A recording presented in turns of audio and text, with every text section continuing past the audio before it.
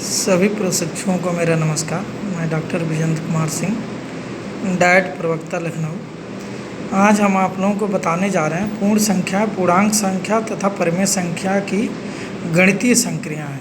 गणितीय संक्रियाएँ का मतलब कि मैथमेटिकल ऑपरेशन जो है कैसे यूज होता है। अब हम सबसे पहले बात करेंगे पूर्ण संख्याओं पे। पूर्ण संख्याओं पे संक्रियाओं के प्रगुण, यानी कि पूर्ण संख्याओं पे जो ऑपरेशंस यूज किए जाते हैं उनकी प्रॉपर्टीज़ क्या होती है। ऑपरेशंस का मतलब हम जो एल्जेब्रिक ऑपरेशंस की बात करते हैं, जो कि चार तरीके का होता है। एक होता है प्लस, एक होता है माइनस, एक होता है गुणा जिसको मल्टीप्लिकेशन कहते हैं, और तीसरा होता है डिवीजन जिसको आप भाग कहते हैं। हम यहाँ पे इन चारों पे देखेंगे कि पूर्ण संख्याएं किस पे अपनी सारी प्रॉपर्टी को फुलफ़िल करती है, यानी सारी प्रॉपर्टी उसकी किस पे होल्ड होती है, ये हमें यहाँ पे चेक करना है।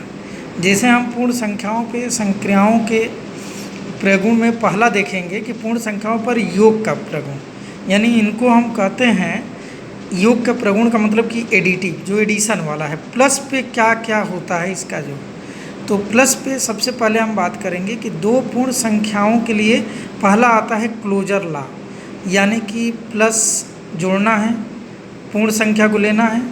कोई दो पूर्ण संख्या लीजिए आप, कोई भी दो पूर्ण संख्या, और उनको अगर आप ऐड करिए, जोड़िए, और तीसरा उनका जो जोड़ आए, तीसरा नंबर भी अगर पूर्ण संख्या है तो इसका मतलब है कि वो पूर्ण संख्या योग के समग्र गुण प्रगुण को प्रदर्शित करता है, यानी कि उनको सेटिस्फाई करता है। दो पूर्ण संख्याओं का योगफल हमेशा पूर्ण संख्या होती है।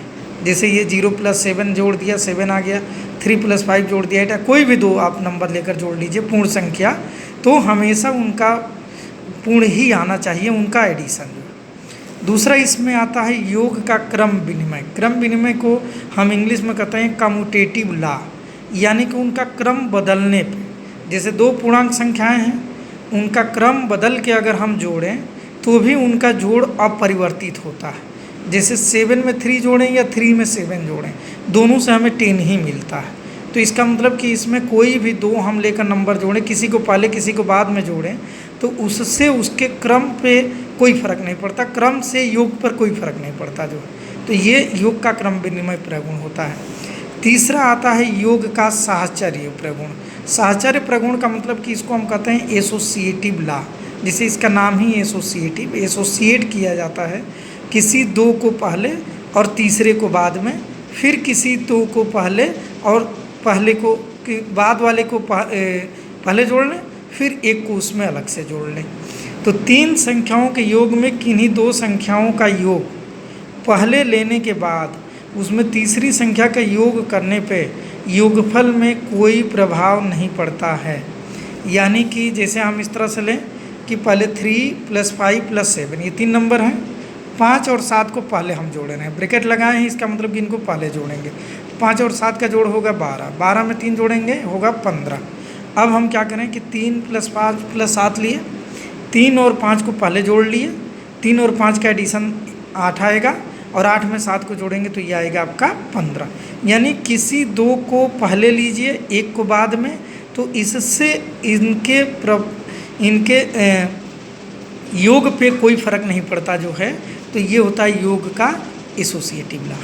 अब आता है योग का तत्समक अव्यय। तत्समक का मतलब है आइडेंटिटी, इंग्लिश में इसको हम कहते हैं आइडेंटिटी। आइडेंटिटी का मतलब होता है कि अगर हम किसी भी नंबर में उस नंबर को जोड़ें, योग की बात कर रहे हैं, एडिशन एडिटिव आइडेंटिटी भी इसको कहते हैं, एडिटिव आइडेंटिटी भी इसको हम बोलते हैं। एडिटिव आइडेंटिटी का मतलब है कि कोई एक ऐसा नंबर जिसको कि सभी नंबर में अगर हम जोड़ें तो हमें वही नंबर मिले, योग पे कोई फ़र्क नहीं पड़े, तो उसको हम आइडेंटिटी कहते हैं। जैसे इस तरह का पूर्ण संख्या में केवल एक नंबर होता है, वो होता है 0। 0 को हम किसी भी नंबर में जोड़ेंगे तो हमें वही नंबर मिलेगा, उसके जोड़ पे कोई फ़र्क नहीं पड़ता। जैसे 0 + 5 करें या 5 + 0 करें या 0 + 9 करें, तो भी हमें 9 ही मिलेगा। हम कुछ भी जोड़ें जो है, किसी भी संख्या में 0 को अगर जोड़ेंगे तो वही नंबर मिलता है। तो 0 को हम कहते हैं कि 0 हमारा योग का तत्समक है। यही लिखा है कि 0 योग का तत्समक होता है, यही योग का तत्समक होता है हमारा 0। इसीलिए अब ये चारों प्रॉपर्टी चूँकि फॉलो हो गई, यानी कि पहला हो गया हमारा क्लोजर लॉ जिसको संवरक प्रगुण कहते हैं, दूसरा हो गया क्रम विनिमय जिसको कम्यूटेटिव लॉ कहते हैं, तीसरा हो गया साहचर्य जिसको एसोसिएटिव लॉ कहते हैं, चौथा हो गया आइडेंटिटी एग्जिस्ट होती है। तो ये आइडेंटिटी भी मिल गई, तो इसका मतलब है कि ये चारों प्रॉपर्टी होल्ड कर गई, तो हम कह सकते हैं कि पूर्ण संख्याओं पर योग का प्रगुण लागू होता है। अब हम बात करते हैं इनके पूर्ण संख्याओं पर घटाने की प्रगुण की। तो जैसे आप जोड़ की बात कर रहे हैं, हम घटाने की बात करेंगे कि किसी दो पूर्ण संख्या को अगर हम घटाएं तो कोई ज़रूरी नहीं कि हमेशा वो पूर्ण संख्या ही मिले। जैसे 8 में से 3 घटाएंगे, 3 तो पूर्ण संख्या है, लेकिन 3 में से 8 को अगर हम माइनस करें तो -5 मिलेगा जो कि पूर्ण संख्या नहीं है। तो घटाने की संख्या जो है पूर्ण संख्याओं के लिए संवरक नहीं है। और अगर आपको सारे प्रॉपर्टी नहीं चेक करनी है तो ये ध्यान रखिए कि संवरक नियम एक ऐसा नियम है कि अगर ये कहीं भी लागू होता है तो बाकी प्रॉपर्टी होल्ड कर सकती है, अगर ये लागू नहीं होता है तो और कोई भी प्रॉपर्टी होल्ड नहीं करती है। तो ये पहला ही फेल हो गया। अब हम देख लें क्रम विनिमय का, तो क्रम विनिमय की भी बात कर लें जो है, घटाने पे क्रम विनिमय कम्यूटेटिव लॉ।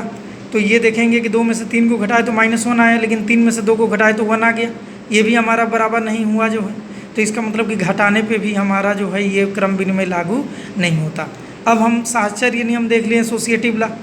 7 में से 5 को माइनस करें, पहले 2 आएगा, 2 में से 3 को करेंगे -1 आएगा, फिर 7 में ले लिए 5 और 3 को एक साथ ले लिए, 5 में से 3 को माइनस किए 2 आएगा, 7 में से 2 को किए 5 आएगा, ये दोनों भी बराबर नहीं हुए।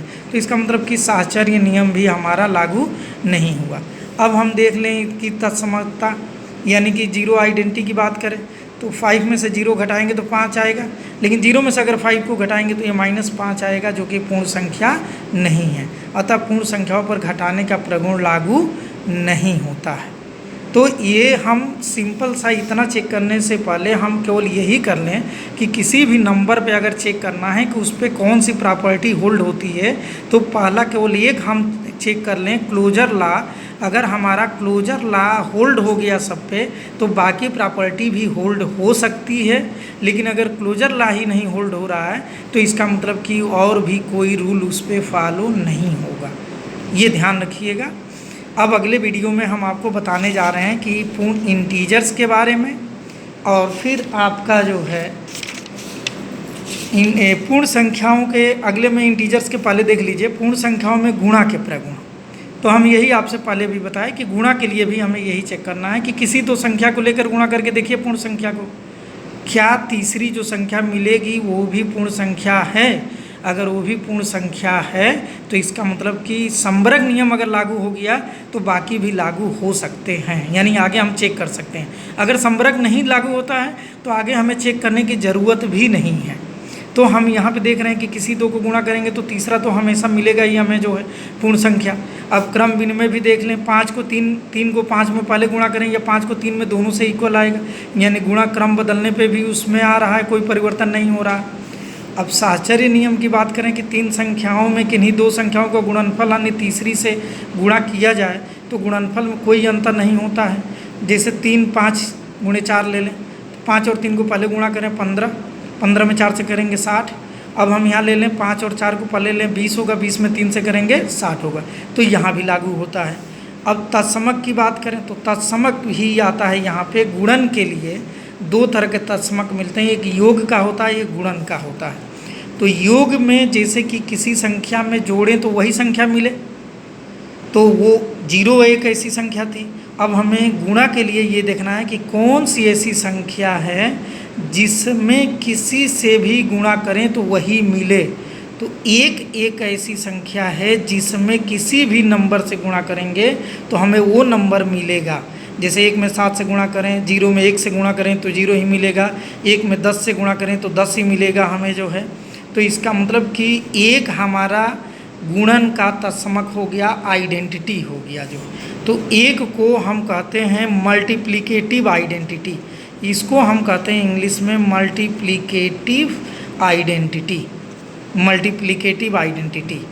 तो गुणक के लिए मल्टीप्लिकेटिव आइडेंटिटी यानी गुणन की आइडेंटिटी तत्समक 1 होता है और योग का क्या होता है आपका 0, क्योंकि 1 से किसी में गुणा करेंगे तो वही नंबर मिलेगा, 0 किसी नंबर में जोड़ेंगे तो वही नंबर मिलेगा, यही तत्समक होता है। अब आगे आपका है ये संक्रिया पर योग पर वितरण का नियम। गुणन संक्रिया का योग पर वितरण, योग पर वितरण कैसे होता है, जैसे ये देखिए 4 × 5 + 6 है, यानी कि 5 + 6 क्या होगा 11, 11 में 4 से गुणा करेंगे 44। अब इनको आप इस पे डिस्ट्रीब्यूट करिए, 4 × 5 20, प्लस है बीच में, 4 × 6 आएगा 24, 20 और 24 करेंगे तो भी कितना आएगा आपका, जो 20 और 24 ये भी आएगा आपका 44, यानी दोनों तरह से हमें ये 44 मिल रहा है। तो इसका मतलब कि गुणन संख्या का योग पर वितरण हो सकता है। अब गुणन का घटाने पर वितरण, आप देखिए 4 में से 3 को घटाएंगे तो 1 आएगा, 1 में 2 से गुणा करेंगे तो 2 ही आएगा। अब इनको इस पे वितरण करिए, 2 × 4 8 होगा, -2 × 6 8 में से 6 जाएगा 2, यानी कि गुणन का घटाने पर भी वितरण होता है। तो ये 2 आपकी अलग से प्रॉपर्टी इसमें आ जाती है गुणन के लिए, एक वितरण का नियम, एक योग पर वितरण और दूसरा आपका घटाने पर वितरण। तो ये है आपके लिए प्रशिक्षु ये पूर्ण संख्याओं के बारे में। अब हम आपको नेक्स्ट में बताएंगे इंटीजर्स पूर्णांक संख्या और परिमेय संख्याओं के बारे में। धन्यवाद।